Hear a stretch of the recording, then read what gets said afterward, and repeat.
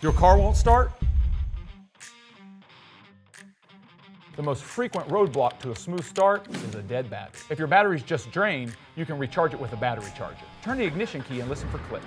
If you hear clicks but no engine cranking, you could have a starter problem. Use a multimeter to check the voltage for your starter. Relays and fuses can also be the culprits of a car that won't start. Use your manual to identify the fuses connected to your ignition. Inspect for any breaks in the metal wiring inside the plastic housing. A simpler problem is corroded battery terminals. Pop the hood and check for brown, blue, white, or green discharge. If you notice dim interior lights or a battery warning sign, this could indicate a failing alternator. Let your car run after a jump start. If it eventually dies, the alternator is probably the problem. If you've made it this far and it still won't start, head to interstatebatteries.com for the best in battery care and support.